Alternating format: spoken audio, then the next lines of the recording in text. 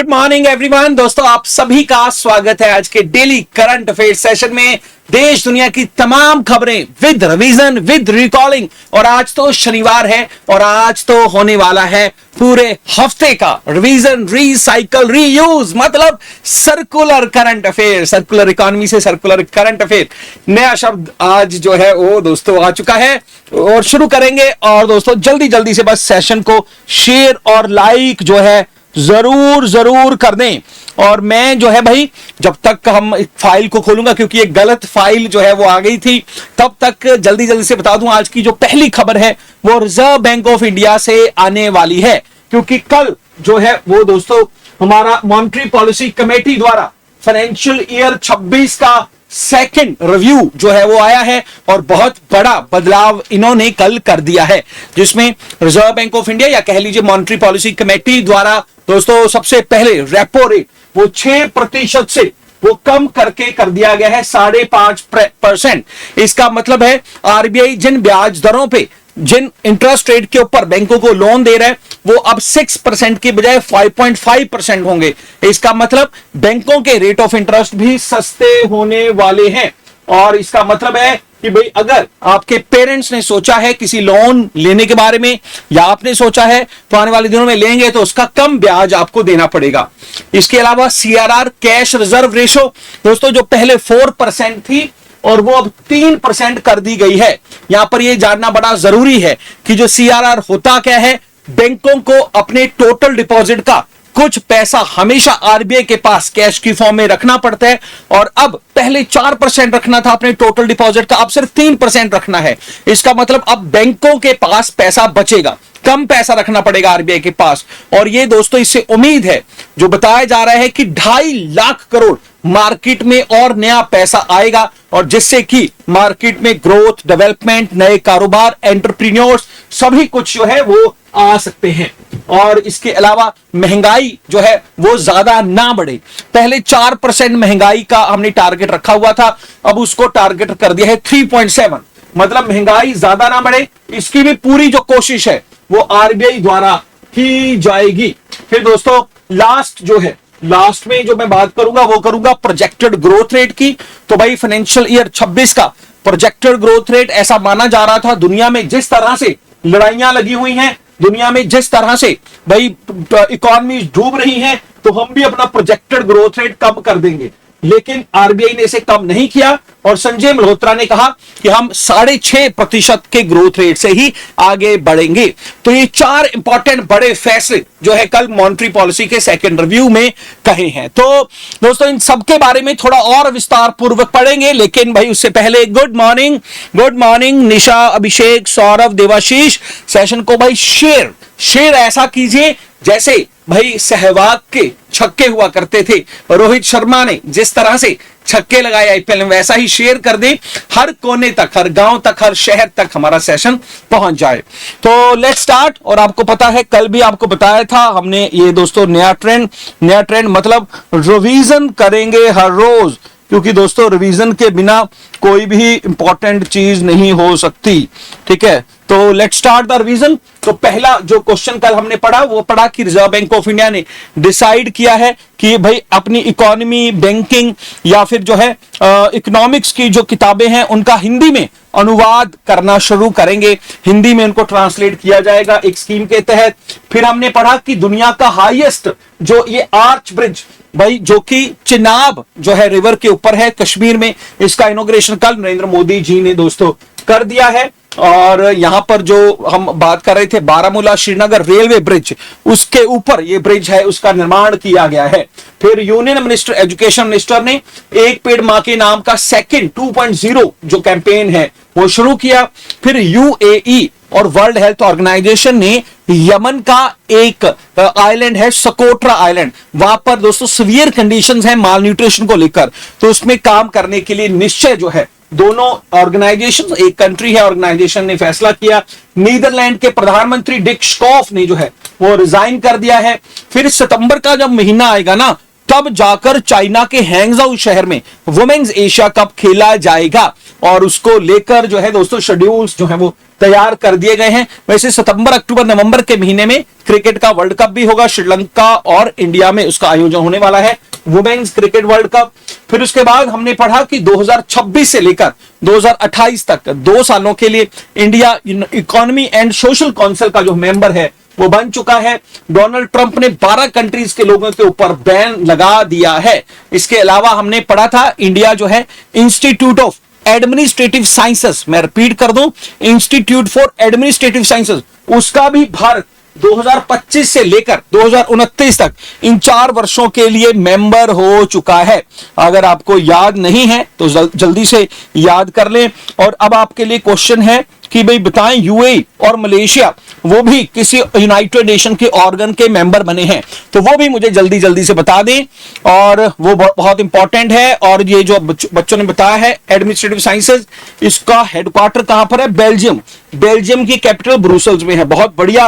वैसे Belgium Brussels के बारे में ये भी बता दूं, जो नाटो है ना, जिसको लेकर पूरा विवाद 2 सालों से चल रहा है, नाटो का हेडक्वार्टर भी बेल्जियम के ब्रुसेल्स में ही है। इसके अलावा यूरोपियन सेंट्रल बैंक वो भी बेल्जियम के ब्रुसेल्स में ही है। इसके अलावा FIH का हॉकी चैंपियनशिप वो भी हाल ही में शुरू हुआ है, कहां पर? नीदरलैंड और बेल्जियम में ही। तो ये भी आपको याद रखना है। बहुत ही बढ़िया, बहुत शानदार। हाँ जी, United Nation Habitat, Poonam, Devashish, बहुत सही उत्तर दिए हैं भाई सौरभ ने। तो भाई अब आज की खबरें शुरू करेंगे, और आज की खबरें बस आपके साथ। और दोस्तों आज की जो पहली जो न्यूज है, जैसे कि मैं आपको ऑलरेडी बता चुका हूं about reserve bank of India. तो यहां पर भाई अगर मैं आपको, वैसे तो काफी डिटेल मैंने बता दी, लेकिन फैक्चुअल डाटा क्या है, पेपर में क्या पूछा जा सकता है? सबसे पहली चीज पूछी जा सकती है कि मॉनेटरी पॉलिसी डिसाइड कौन करता है, तो आपका उत्तर होना चाहिए मॉनेटरी पॉलिसी कमेटी। इसमें टोटल कितने मेंबर होते हैं? 6 होते हैं जी। 3 गवर्नमेंट की तरफ से होते हैं और 3 RBI की तरफ से। और RBI का गवर्नर, जिनकी आप तस्वीर देख रहे हैं, संजय मल्होत्रा, ये लास्ट डिसीजन जो है RBI के गवर्नर को ही लेना है। और कुछ दिन पहले ही इनकी नियुक्ति हुई थी, आपको कितनी बार बता चुका हूं, शक्तिकांत दास को रिप्लेस करके। और शक्तिकांत दास तो अभी प्रधानमंत्री जी के प्रिंसिपल सेक्रेटरी हो चुके हैं। जल्दी से मुझे ये भी बता दो, निधि तिवारी कौन है भाई, आगे बढ़ने से पहले? ठीक है, 5 सेकंड है आपके पास, कि ऐसे ही क्वेश्चन सुनोगे, उसके बाद के 5-6 मिनट सेकंड है। तो निधि गुप्ता बनारस में IAS ऑफिसर थी, और उनको प्रधानमंत्री जी का प्राइवेट जो है वो दोस्तों जो है सेक्रेटरी लगा दिया गया था, अगर आपको याद हो। तो हम यहां पर बात कर रहे थे MPC की, और 2016 में उर्जित पटेल कमेटी की रिकमेंडेशंस पर MPC बनी थी। उससे पहले तो RBI ही डिसाइड किया करता था कि भाई क्या करना है मॉनेटरी पॉलिसीज का। तो साल में 6 बार ये रिव्यू होती हैं, हर 2 महीने के बाद। तो कल इन्होंने 4 बड़े इंपॉर्टेंट फैसले लिए हैं जो पेपर में पूछे जा सकते हैं।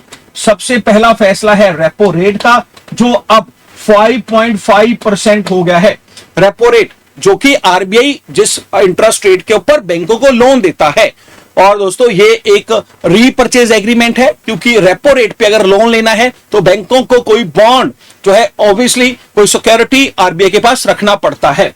दूसरा CRR दोस्तों जो 4% था, इसको कम करके 3%।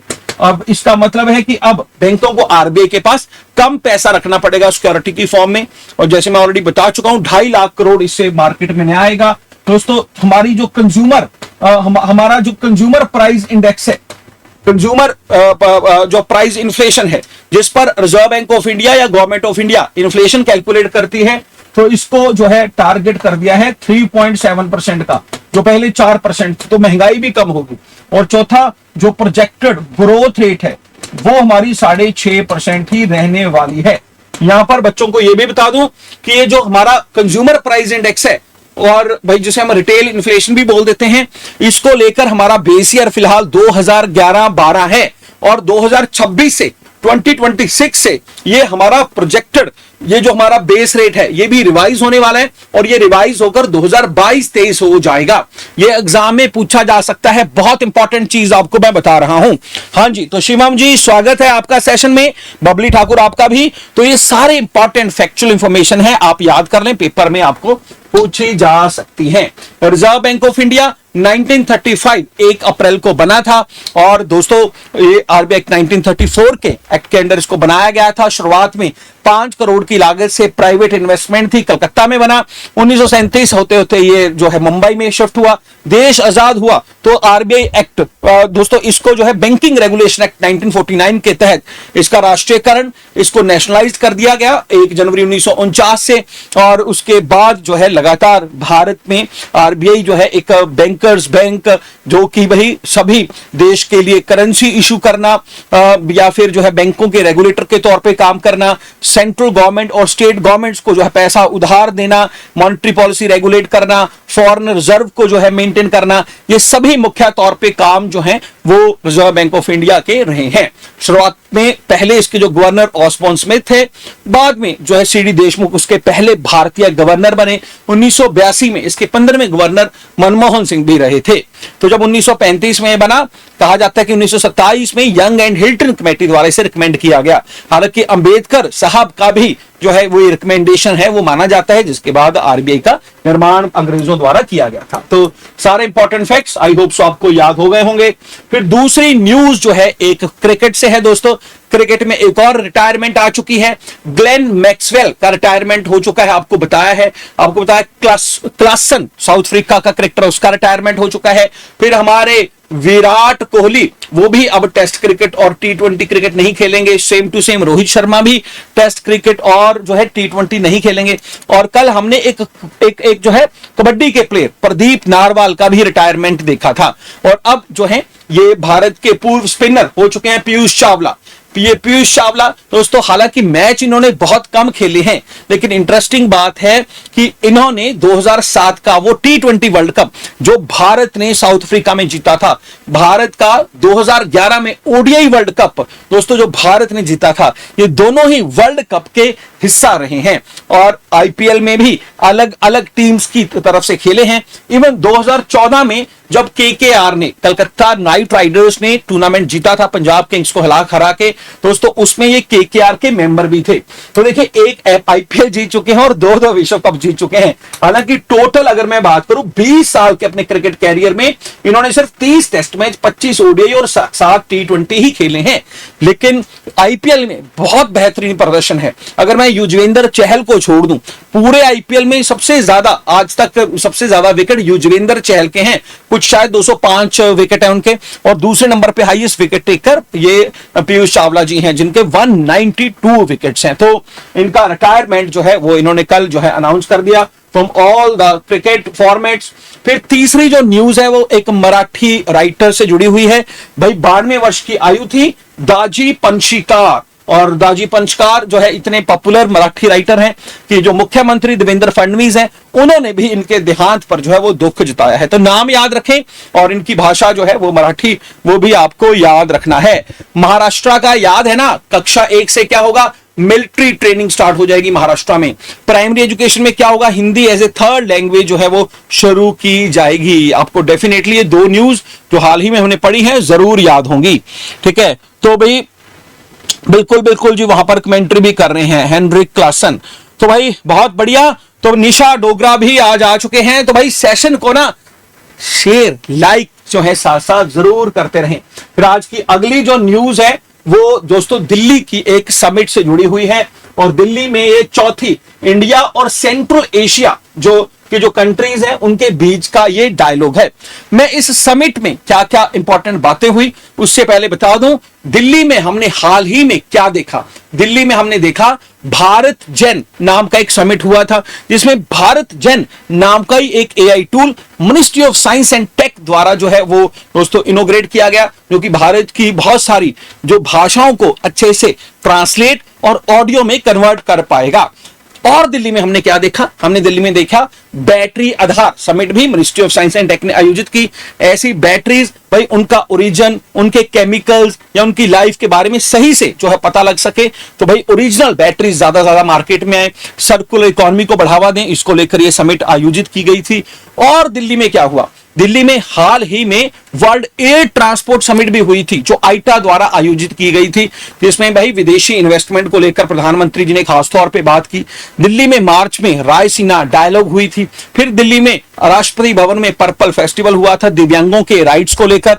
दिल्ली में जो है वो दोस्तों नॉर्थ ईस्ट की rising north east investment summit जो है वो भी अभी पिछले हफ्ते होके हटी है। तो काफी कुछ दिल्ली में हुआ है। और अब ये जो है विदेश मंत्री दिख रहे हैं हमारे, और ये सेंट्रल एशिया डायलॉग दिल्ली में हुआ है।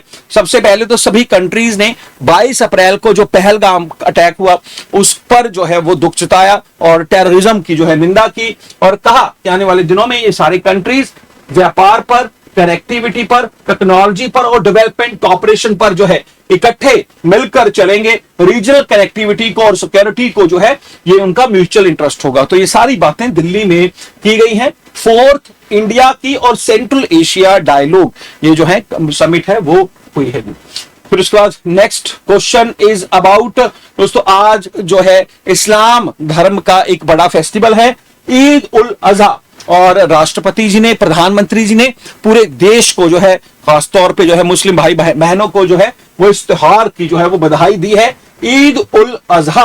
और ईद उल अजहा जिसे जो है बकरीद भी कहा जाता है, ये पूरे देश में जो है आज सेलिब्रेट की जाएगी। यहाँ पर जो प्रेयर, जो दुआएं की जाती हैं, उन दुआओं को एक नाम दिया जाता है, दैट इज तकबीर। भाई आपने सुना होगा ना, ऐसा कुछ शब्द होता है यार, कई फिल्म्स में हम देखते हैं तकबीर, ठीक है। तो प्रेयर्स आर बीइंग हेल्ड, और जहां पर जो है कुरान की जो आयतें हैं वो जो है पढ़ के सुनाई जाती हैं, जो इंसानियत के लिए है। और यहां पर जो है भाई कुर्बानी की जाती है, और उस कुर्बानी को जो है गरीब लोगों में बांट दिया जाता है, ताकि तब सभी को जो है वो भोजन जो है वो प्राप्त हो सके। तो ये त्योहार का नाम याद रखें, ईद उल अजहा, बकरीद। और यहाँ पर प्रेयर्स जो है वो तकबीर, जो है प्रेयर्स को तकबीर कहा जाता है। फिर उसके बाद next question is about Dassault aviation. Dassault aviation के बारे में हम ऑलरेडी पिछले एक महीने में काफी कुछ पढ़ा है, और ये पढ़ा था जब हमारे दोस्तों हमारे जो रफोल मैरीटाइम जेट्स का अनुबंध जो हमने फ्रांस की इस कंपनी के साथ किया था कि हम ये जो जहाज हैं वो लेंगे जो है फ्रांस की इस कंपनी से। अब कल एक बहुत इंपॉर्टेंट जो है बात, एक समझौता सामने आया है, और ये समझौता दोस्तों टाटा और डसोल्ट एविएशन के बीच हुआ है। और ये समझौता ये है कि भाई हम ये जो रफाल फाइटर जेट्स हैं इनका जो निर्माण है मिलकर करेंगे। ये बहुत बड़ी बात है, भारतीय कंपनी रफाल बनाने जा रही है डसोल्ट एविएशन के साथ, और उससे भी बड़ी बात है मेक इन इंडिया। दोस्तों हैदराबाद में ये जो प्रोजेक्ट है वो लगने जा रहा है। French aerospace major Dassault aviation tap करेगा टाटा के साथ, ताकि भाई रफाल फाइटर्स जो है हैदराबाद में बनाए जा सकें। अब यहां पर मैं आगे बढ़ने से पहले आपसे एक प्राइज का क्वेश्चन पूछ लूं, और उस प्राइज के लिए आपको फिर 15 सेकंड का समय लगेगा। Are you ready for the prize? हाँ जी, बिल्कुल तैयार हो जाएं। और वो जो क्वेश्चन है वो ये है कि पिछले साल के अंत में ना स्पेन का प्रधानमंत्री आया था इंडिया, और भाई स्पेन वालों की एक कंपनी थी, वो भी भारत को भाई एक खास तरह के जहाज देने जा रही है, और जिसका मैन्युफैक्चरिंग प्लांट हमने गुजरात में लगाया है, और वो भी टाटा के साथ मिलकर लगाया है। मुझे एक तो ये बता दें कि वो कौन से जहाज हैं, और जो है स्पेन की कौन सी कंपनी है टाटा के साथ मिलकर वो जहाज बनाएगी। तो जहाजों के नाम और स्पेन की कंपनी दोनों के नाम जल्दी से बता दें। You have only 15 seconds. Let's see आज का प्राइज कौन जीत पाता है। हाँ जी, तो लेट्स स्टार्ट। ओनली वन दोस्तों, एक एक एक दो और दो दो, भाई मैं एक एक क्या कहूं, दो दो क्या कहूं, तीन तीन क्या कहूं। सौरभ ने तो जो है सबसे पहले उत्तर दे दिया, C295 globe master aircraft, very good. और स्पेन की कंपनी का नाम ही बता दो भाई, ठीक है, ये बिल्कुल सही बताया है सौरभ ने, ठीक है। तो C295 तो बिल्कुल ठीक है। Which company of Spain started C295 aircraft in Gujarat, ठीक है। तो जल्दी से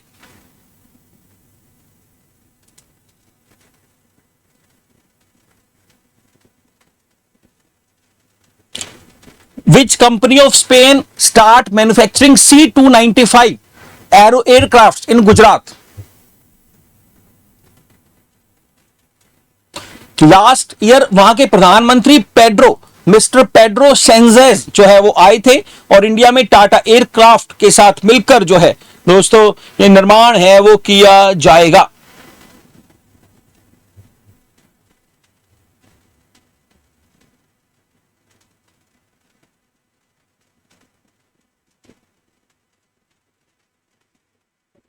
बहुत बढ़िया, बहुत ही बढ़िया, बहुत ही बढ़िया यार। ये आप S-400 रशिया पे पहुंच गए। चलिए, फिर भी काफी सारे आंसर आए हैं और सौरभ को मैं फिर भी ये कहूंगा कि भाई सौरभ ने सबसे पहले उत्तर दिया है, ठीक है, बहुत बढ़िया है। और यार एयरबस जो है ना, एयरबस कहाँ की कंपनी है? वो स्पेन की कंपनी थोड़ा है, ठीक है। तो जब मैं बात करता हूं Airbus is the company of which country, तो दोस्तों ये तो जो है यूरोपियन मल्टीनेशनल कॉर्पोरेशन है जिसका हेडक्वार्टर फ्रांस में है, तो फ्रांस बेस्ड है, जैसे डसोल्ट एविएशन भी है। चलिए, फिर भी सौरभ आज का विनर वो डिक्लेयर किया जाता है और सौरभ को आज का प्राइज मिलेगा। Saurabh ji, after the class आपको पता है ना क्या करना है, आपको बस मुझे एक मैसेज करना है। मेरा नंबर है 9417828056, ठीक है। तो इस पे मुझे एक मैसेज कर दें and I will give you the prize. हाँ जी, साथ ही साथ भाई आपको पता है कुछ दिन पहले हमने जो है एक टेलीग्राम चैनल भी शुरू किया है। वो बिल्कुल इंडिविजुअल चैनल है मेरा, मतलब सक्सेस ट्री का ही है, लेकिन वो मैं इंडिविजुअल मतलब करंट अफेयर ओरिएंटेड ही जो है मैंने रखा है, उसमें कोई और न्यूज नहीं। तो अगर आप करंट अफेयर को और बेटर करना चाहते हैं तो भाई मेरे उस चैनल से भी जरूर जुड़े, ठीक है। और मैं उसका जो लिंक है मैंने वैसे पहले भी मैं प्रोवाइड कर चुका हूं, अब पता नहीं वो एक सेकंड, उसको मैं लिंक को भी यहां पर कर दूं शेयर। वैसे कल भी किया था और यहां पर हाँ, मैं एक काम करता हूं, इसको ना पिन ही कर देता हूं। हाँ जी, तो पिन हो चुका है, आपको अपनी चैट बॉक्स के वो ऊपर मिल रहे हैं और वहां से जो है क्लिक करके आप सीधा सीधा टेलीग्राम पे जा सकते हैं। डेली प्रैक्टिस होती है करंट अफेयर की, और करंट अफेयर के बारे में अगर आपको जानना है, हमसे बात करनी है या कुछ भी आपको डिस्कस करना है एग्जाम्स के बारे में, तो आप उस टेलीग्राम चैनल के माध्यम से हमसे बातचीत या फिर अपने एग्जाम्स को लेकर जो है वो डिस्कशन भी कर सकते हैं, ठीक है। तो यहां पर नहीं आशीर्वाद तो है, ठीक है, ये प्राइज भी आशीर्वाद ही है, ठीक है। तो मैसेज जरूर करना, तो ये याद रखें। तो ये जो है फ्रेंच, और ये फ्रेंच एरोस्पेस डसोल्ट एविएशन दोस्तों, और ये हुआ है tie up first time outside France, Dassault Aviation Rafale बनाने जा रही है और ये एक सिग्निफिकेंट स्टेप है फॉरवर्ड। और भारत का जो है, जो कि हम एरोस्पेस इंडस्ट्री में डसोल्ट एविएशन के साथ करने जा रहे हैं, और भारत जो है आने वाले समय में मैन्युफैक्चरिंग का हब बने। और हमारा तो लक्ष्य भी है 2029 तक कि हमें भारत में डिफेंस का मैन्युफैक्चरिंग करना, कितना करना है, 3 लाख करोड़ का करना है। और इस पार्टनरशिप के जरिए टाटा एडवांस सिस्टम जो है वो दोस्तों cutting edge production facility Hyderabad में लगाएगा डसोल्ट एविएशन के साथ मिलकर। और भाई ऐसी पूरी उम्मीद है, एक्सपेक्टेड है कि 2028 तक जो है पहला फ्यूजलेज सेक्शन जो है वो यहां पर, मतलब यहां पर जो मैन्युफैक्चरिंग यूनिट है वो अपना काम करना शुरू भी कर देगा। तो बहुत इंपॉर्टेंट जो है ये टाई अप है वो हुआ है, और डिफेंस के लिए भी और हमारे करंट अफेयर सेक्शन के लिए भी। फिर अगली जो न्यूज है वो है G7। तो भाई मोदी साहब, मैं इस G7 समिट के बारे में बताने से पहले बता दूं, अभी मोदी जी आज कनाडा चले जाएंगे। ये जो G7 समिट है, पहली चीज भारत इसका हिस्सा नहीं है, ठीक है। हम उनके जो है इनविटेशन के ऊपर इनको अटेंड जरूर करते हैं। लास्ट ईयर तो इटली में हुई थी, तो इटली वालों के साथ तो हमारा प्यार मोहब्बत ही बहुत ज्यादा है, आपको पता है, वहां तो बुला लिया। लेकिन इस बार कनाडा हो रही है और कनाडा में भी प्यार मोहब्बत, नई नई सरकार बनी है, वहां के गवर्नर ने जो है भाई, उनका नाम है मार्क कार्ने, उन्होंने बुला लिया। पुराने उनके जो बादशाह थे उन्होंने तो हमारे साथ लड़ाई कर ली थी, काफी तकरार रही मोदी जी और जस्टिन ट्रूडो के बीच, लेकिन नए नए बने प्रधानमंत्री, पॉलिटिकल पार्टी वही है, उन्होंने बुलाया है। तो G7 में हम हिस्सा नहीं है। दूसरा, G7 के बारे में जान लें, ये 7 कंट्रीज, पहले तो रशिया भी हुआ करता था लेकिन 2014 में उसे बाहर कर दिया गया, और ये 7 कंट्रीज हैं जिसमें यूएस है दोस्तों, यूके है, इटली है, जापान है, फ्रांस है, कनाडा है और जर्मनी है।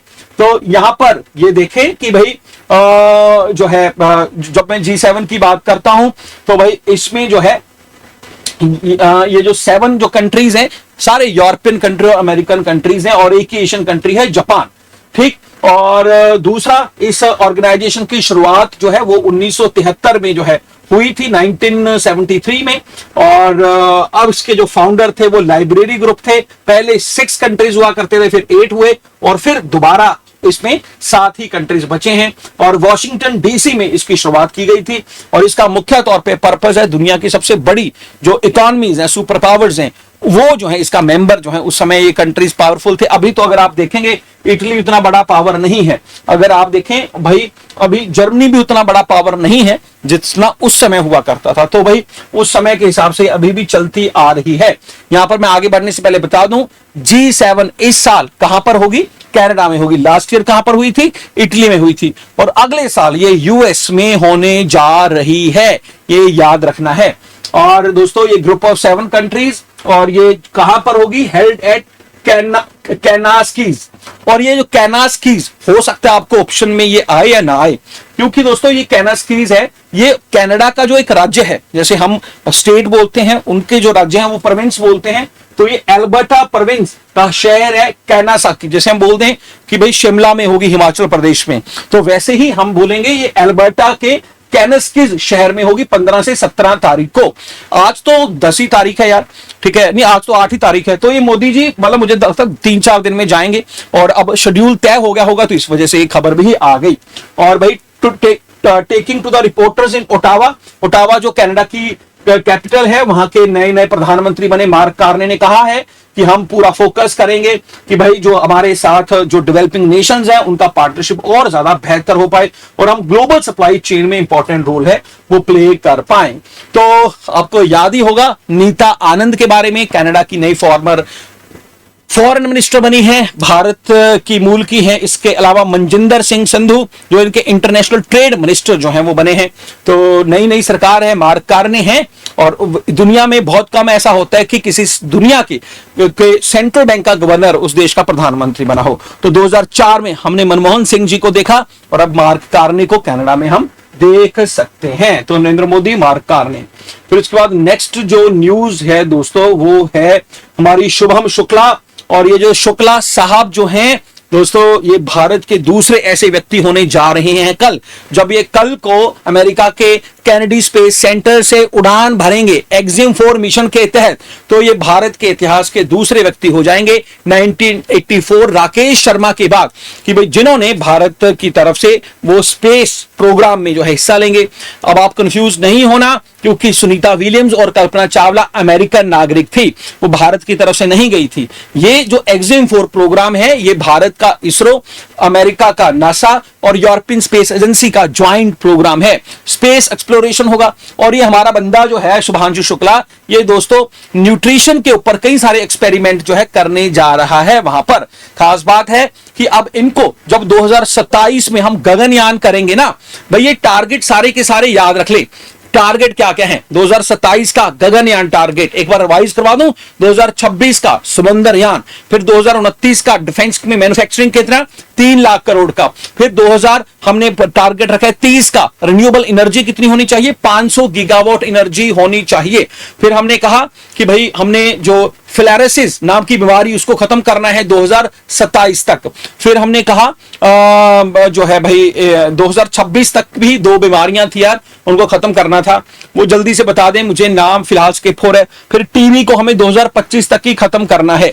फिर कार्बन न्यूट्रल कंट्री हमें 2070 तक बनना है। ठीक, तो ये सारी targets are very very important. 2026 की 2 बीमारियां कौन कौन सी थी? जल्दी से जल्दी बता दो भाई, ठीक है। और वो थी हाँ, कोई बता सकता है स्टूडेंट्स? वैसे वेरी गुड निशा, 2035 तक हमें जो है वो 2035 तक हमें भारतीय अंतरिक्ष स्टेशन जो है वो बना देना है। 2040 तक जो है हमें चंद्रमा तक अपने किसी एस्ट्रोनॉट को भेज देना, ये भी टारगेट था। और वो थी कौन सी बीमारियां? एक तो फ्लेरेसिस थी, वेरी गुड, और एक जो है फ्लेरेसिस हाँ, वो है कौन सी भाई? जल्दी से बताओ यार, एक याद नहीं आ रही तो याद आ रही, ये तो दिमाग लगाओ, 4-5 जो है ना थप्पड़ लगाओ अपने खुद को जो है ना, सिर में मुक्कियां मारो, फिर जो है वो चीजें याद आ जाएंगी। ठीक है, तो जल्दी से, ठीक है, और मैं आगे बढ़ूं या मैं भी जो है कोशिश करूं? ठीक है, तो भाई 2026 टारगेट है, which diseases eliminated by India? 2 diseases थी, जल्दी से बताएं भाई। ठीक है, तो the target of which diseases eliminated by 2026 by government of India? जल्दी से आंसर देना है आपको दोस्तों। एक मीजल्स और एक रुबीला, अगर आपको याद हो, थप्पड़ मार के याद आ जाता है, ऐसा कहते हैं ना, छोटा दिमाग है नाना पाटेकर कहता है तिरंगा मूवी में, रुबीला और मिसल्स। और ये जो फ्लैरेसिस है इसका 2027 का टारगेट था। चलिए, तो ये शुभांशु शुक्ला कल उड़ जाएंगे और फिर जो है भारत का नाम गौरवान्वित जो है वो करने वाले हैं। ठीक, और दोस्तों फिर ये एक पेड़ माँ के नाम, ये तो हम कल पढ़ ही चुके हैं ना, तो ये तो आज एडमिनिस्ट्रेटिव साइंसेज ये भी कल पढ़ चुके हैं, WHO ये भी माल न्यूट्रिशन पढ़ चुके हैं, तो ये तो सारे क्वेश्चंस हमारे ऑलरेडी हो ही चुके हैं। तो यहां पर हमारा ये सेशन, आज का जो सेक्शन है, मतलब करंट अफेयर सेक्शन है, वो खत्म हो रहा है। और आज अब जो है हम वंदे भारत के जरिए पूरे हफ्ते का जो है MCQs है वो रिवाइज करेंगे।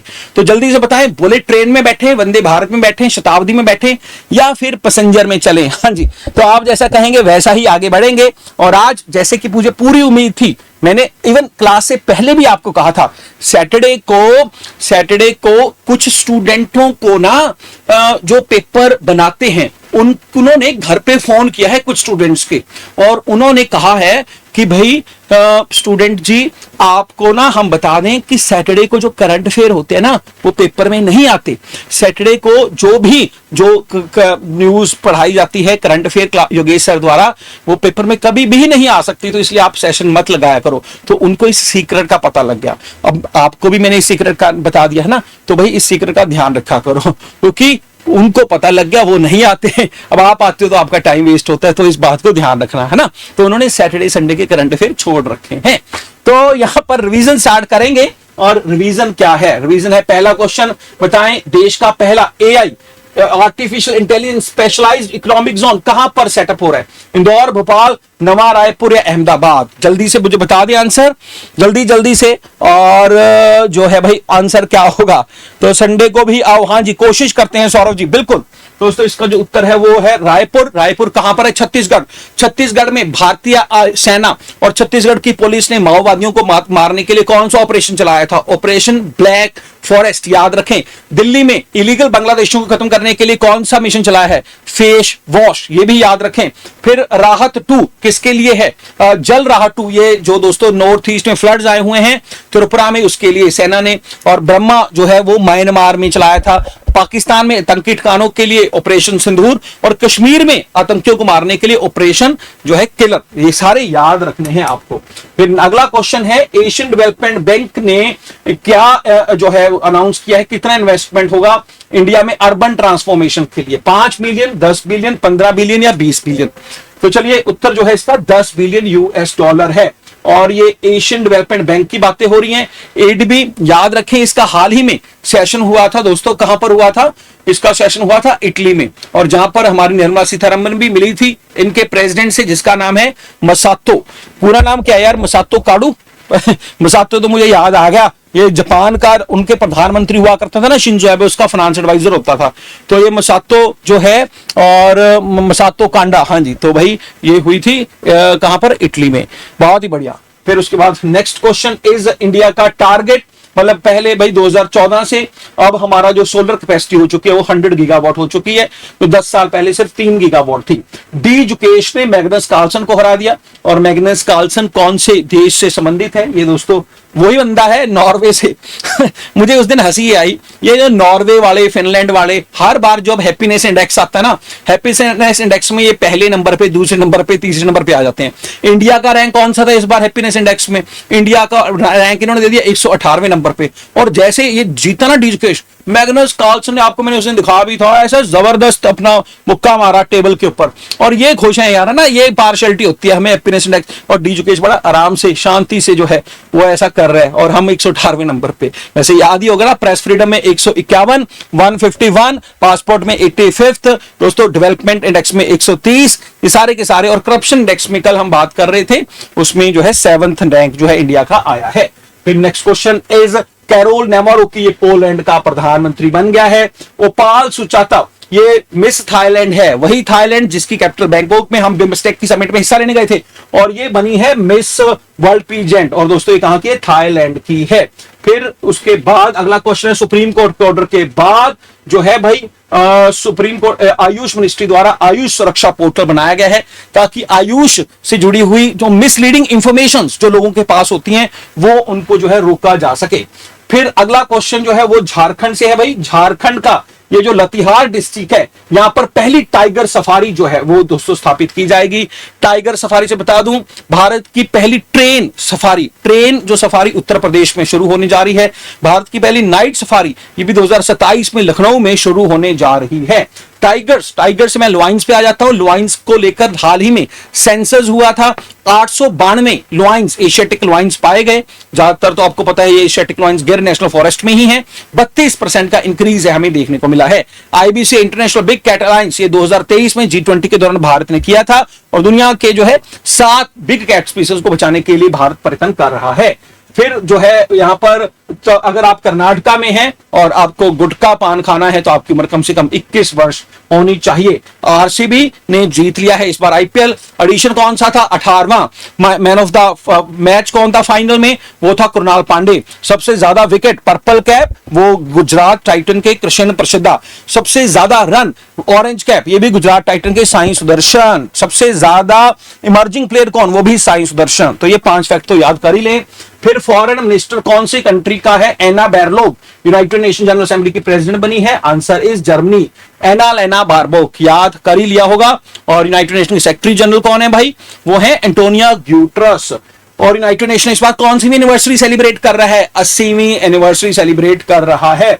फिर कौन सा कंट्री है जापान को ओवरटेक कर देगा दुनिया का लार्जेस्ट लैंडर? ये जर्मनी ने जो है वो इसको ओवरटेक करेंगे। और अब हम जो चौथे नंबर की सबसे बड़ी इकॉनमी बने हैं, किसको ओवरटेक किया? हमने जापान को किया है। इंडिया का पर कैपिटा इनकम कितना है? $2900। ये लगभग $2880 है प्रति व्यक्ति, और वहां पर $33,000 प्रति व्यक्ति है जापान में, याद रखना है। फिर गवर्नमेंट ऑफ इंडिया ने ये ध्रुव पॉलिसी डॉक्यूमेंट जो है लॉन्च किया है डिजिटल पब्लिक इंफ्रास्ट्रक्चर के लिए। डिपार्टमेंट किसने किया है? Department of post, Indian post. फिर ये क्लाइमेट चेंज परफॉर्मेंस इंडेक्स में इंडिया का रैंक दैट इज 10th, याद रखें, क्लाइमेट परफॉर्मेंस इंडेक्स में, ठीक है। और अभी वर्ल्ड इन्वायरमेंट डे निकला है। वर्ल्ड इन्वायरमेंट डे में इसका थीम क्या था? Beat the plastic pollution, number 1। Number 2, अब कौन सी 2 वेटलैंड्स इंक्लूड की हैं? राजस्थान के नाम बताओ जल्दी जल्दी। और अब इंडिया में टोटल रामसर वेटलैंड्स कितनी हो चुके हैं? 91 हो चुकी हैं, और दुनिया में हम तीसरे स्थान पर हैं। फिर कौन सा राज्य है जिसने अनाउंस किया बेसिक ट्रेनिंग स्टूडेंट? ये महाराष्ट्र ने की है। फिर IIAS का जो है नया जो प्रेसिडेंट है वो इंडिया बना है। IIAS एडमिनिस्ट्रेटिव साइंसेज का हेडक्वार्टर कहां पर है? बेल्जियम ब्रुसेल्स में। आज की क्लास की शुरुआत में भी करवाया था। फिर national agriculture renewable energy summit ये अभी हाल ही में दोस्तों दिल्ली में हुई। तो दिल्ली में क्या क्या हुआ? दिल्ली में अभी भारत आधार समिट हुई।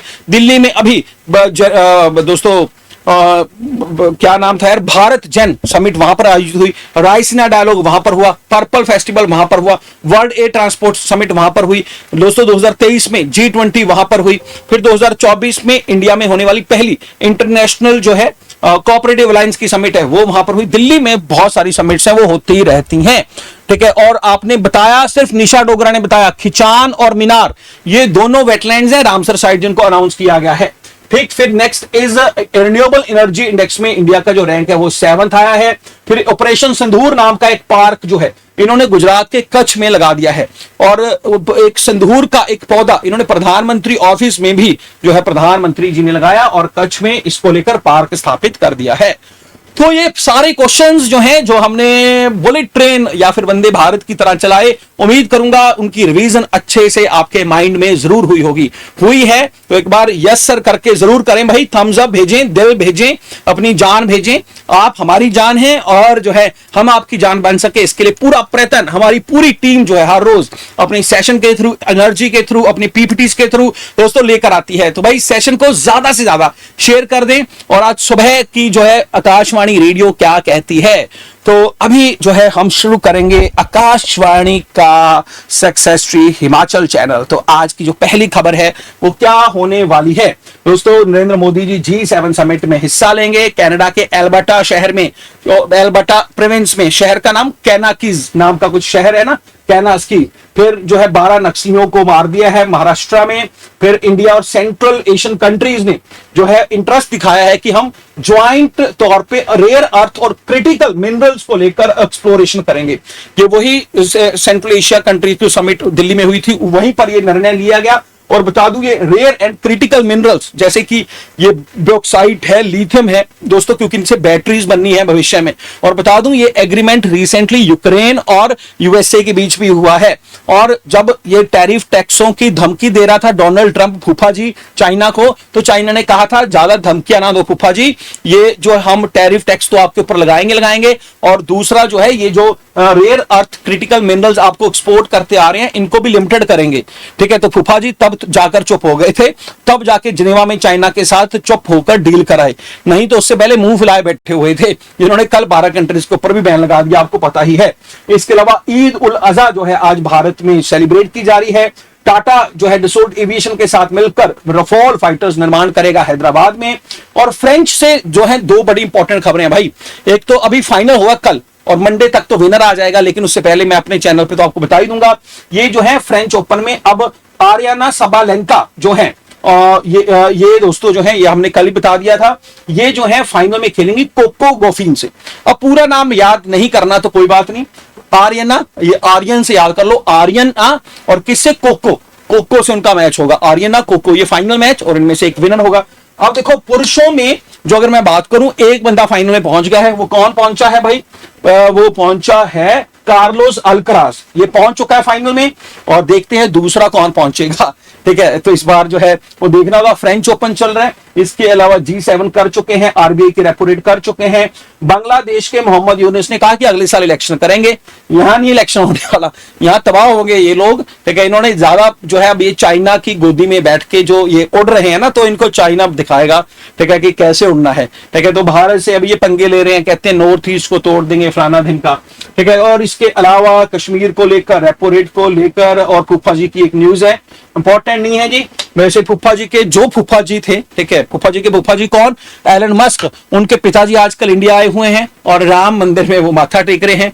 और इंडिया में वैसे भी जो इलेक्ट्रिक गाड़ियों हैं उनके ऊपर जो इंपोर्ट ड्यूटी है दोस्तों रिसेंटली कम की है। अगर आप लेना चाहते हैं ईवी तो भाई उसको काफी कम दामों पर ले सकते हैं। लेकिन यार समस्या ये है ईवी की कि अगर ना हमारे यहाँ पर होता क्या है, ट्रैफिक होता है, अगर वो किसी के साथ लग गई, समस्या हो गई, हम कहाँ कंपनियों के साथ लेकर भागते फिरेंगे। आम मैकेनिक तो ईवी को ठीक कर नहीं सकते, है ना। और अभी इंफ्रास्ट्रक्चर भी उतना अच्छा नहीं बन पाया, लेकिन आने वाले भविष्य में हम और बेहतर उम्मीदें इसे कर सकते हैं।